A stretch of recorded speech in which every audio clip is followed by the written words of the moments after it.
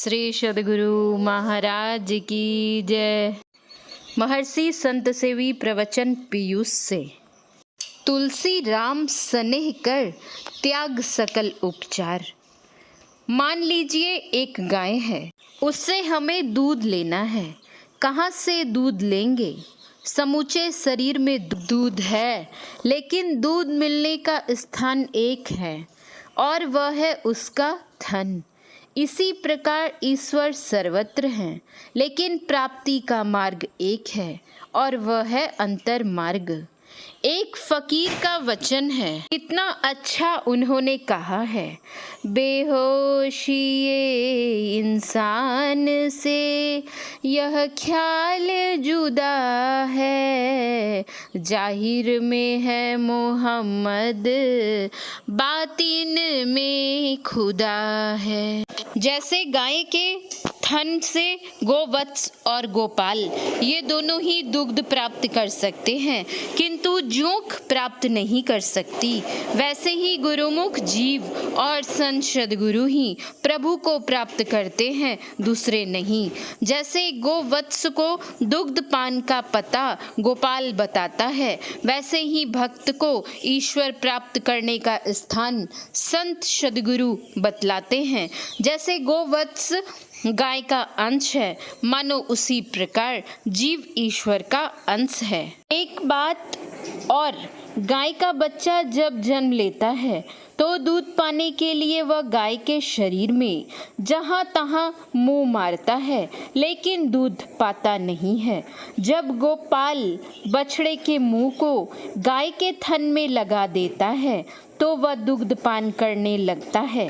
इसी प्रकार पीप से भिन्न होकर जीव कभी घाट में, कभी बाट में, कभी हाट में, कभी कानन में, कभी पाहन में, कभी मूरत में तो कभी तीरथ में ईश्वर को खोजता है, लेकिन कहीं पाता नहीं है। जब संत सद्गुरु के दर्शन होते हैं, उनसे सद्युक्ति मिलती है, सन्मार्ग मिलता है, तब उस पथ पर चलकर यह प्रभु को पाता है। रास्ते का आरंभ आज्ञा चक्र से होता है, 10वें द्वार से होता है। इसका भेद लो और तम को छेद दो। अंधकार से प्रकाश में जाओ, प्रकाश से शब्द मिलेगा, शब्द से निशब्द में जाओ। यह निशब्दम परमम पदम है, यह परमात्म पद है, इसी में लीन हो जाओ। परम प्रभु को पाने का यही एक रास्ता है। यजुर्वेद कहता है, वेदा में तम पुरुषम महांत मादित्य वर्णम तमस परस्तात तमेव विदितवाति मृत्यु मेति नान्यो पंथा विद्यते य नाय। न अन्य पंथा अर्थात कोई दूसरा रास्ता नहीं है। तीसरा और चौथा रास्ता तो कहाँ से होगा? हमारे परम पूज्य गुरुदेव जी महाराज कहा करते थे, पहले एकाग्रता पूर्वक मानस जप करो, उसके बाद मानस ध्यान करो। इससे योग्यता होगी दृष्टि साधन क्रिया करने की। दृष्टि साधन की क्रिया में कुशल होने पर नादानुसंधान करने की क्षमता प्राप्त होगी। नादानुसंधान करते करते सार शब्द के सहारे परम प्रभु परमात्मा में मिल जाओ। यह सरल साधन क्या गृहस्थ, क्या विरक्त, सबके लिए एक समान है। साथ ही एक ईश्वर पर उन्होंने विश्वास करने को कहा और कहा, जहाँ तुम्हारा सहायक नहीं होगा वहाँ एक ईश्वर सहायता करेगा।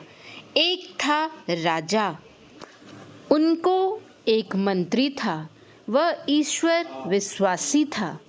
अनुकूल अथवा प्रतिकूल प्रत्येक परिस्थिति में वह यही कहा करता था कि ईश्वर जो करते हैं अच्छा ही करते हैं। राजा शिकार खेलने जाते तो मंत्री को भी साथ ले जाते थे। एक दिन राजा शिकार खेलने गए। उन्होंने शिकार पर जो हथियार चलाया, उनसे उनकी अपनी ही उंगली कट गई। राजा ने मंत्री को वह कटी हुई अंगुली दिखाते हुए कहा, देखिए मेरी अंगुली कट गई है। मंत्री ने कहा, ईश्वर जो करते हैं अच्छा ही करते हैं, इसमें चिंता की क्या बात है। किसी भले के लिए ही उन्होंने ऐसा किया है। मंत्री के वचन से राजा को बहुत दुख हुआ। उन्होंने क्रोधावेश में मंत्री से कहा, अपने घर चले जाओ, ऐसे मंत्री की आवश्यकता नहीं है। मंत्री घर चला गया, वहाँ ही वह रहने लगा। अंगुली का घाव छूट जाने पर राजा फिर शिकार खेलने गए। शिकार के पीछे घोड़ा दौड़ाते दौड़ाते वे ऐसे घनघोर जंगल में प्रवेश कर गए जहाँ डकैतों का गिरोह रहता था। उन लोगों ने राजा को पकड़ लिया और कहा, देखो काली माँ की महिमा। हम लोगों ने उनको एक नर बलि देने की मनौती मानी थी, सो देखो उन्होंने कितना सुंदर नर भेज दिया है। ऐसा कह उन लोगों ने राजा के वस्त्राभूषणों को उतारकर नहलाया, नई धोती पहनाई और बलि वेदी पर लाकर तलवार से गला उतारना चाहा। इतने में एक डकैत की नज़र राजा के कटी हुई अंगुली पर पड़ी। उसने कहा, ठहरो ठहरो, इसे मत मारो, इसका अंग पहले से ही भंग है। अंग भंग की बलि नहीं दी जाती। डकैतों ने राजा को छोड़ दिया। राजा ने घर लौटकर सोचा, मंत्री बहुत अच्छा आदमी है। उसने उस दिन ठीक ही बात कही थी। ईश्वर जो कुछ करते हैं भले के लिए ही करते हैं। यदि मेरी अंगुली कटी हुई नहीं होती तो आज मेरा गला कट जाता।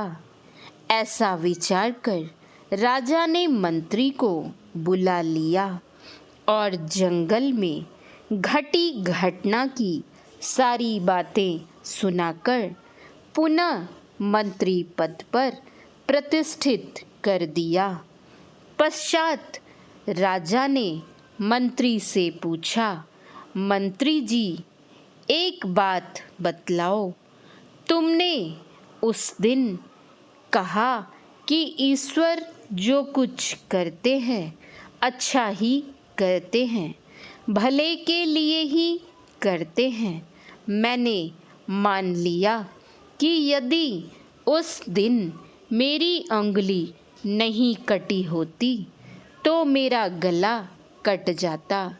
इसमें तो मेरा अवश्य ही भला हुआ, लेकिन ईश्वर ने तुम्हारी क्या भलाई की। इतने दिनों की तनख्वाह आपको नहीं मिली। मंत्री जी ने उत्तर दिया, राजन, अवश्य ही इतने दिनों का दरमाहा मुझको नहीं मिला, लेकिन मेरी जान तो बची। जान है तो जहान है, यदि जान नहीं तो धन क्या काम आवेगा। उस दिन यदि आप मुझे नौकरी से नहीं हटाए होते तो आप शिकार खेलने गए तो मुझे भी साथ ले ही जाते। अंग भंग तो आपका था, मेरा तो नहीं था। इसलिए उस दिन आपके बदले मेरा गला कट जाता। नौकरी के पैसे ही तो नहीं मिले, गला तो बचा। राजा ने देखा ठीक ही मंत्री ईश्वर विश्वासी है। उसने प्रसन्न होकर उनको पूरा वेतन दे दिया। मंत्री ने कहा, राजन देखिए ईश्वर की कृपा, बिना नौकरी किए पैसे भी मिले और जान भी बची। पुनः राजा ने अति प्रसन्न होकर बहुत पुरस्कार देकर पुरस्कृत किया। श्री सद्गुरु महाराज की जय। महर्षि संत सेवी परमहंस जी महाराज का यह प्रवचन महर्षि में ही आश्रम कुप्पा घाट भागलपुर में दिनांक 18/7/1989 ईस्वी के गुरु पूर्णिमा के अवसर पर हुआ था। शांति संदेश अगस्त 1989 ईस्वी। महर्षि संत सेवी परमहंस जी महाराज के प्रवचन का कुछ अंश पढ़ा गया है। श्री सद्गुरु महाराज की जय। श्री सद्गुरु महाराज की जय। श्री सद्गुरु महाराज की जय।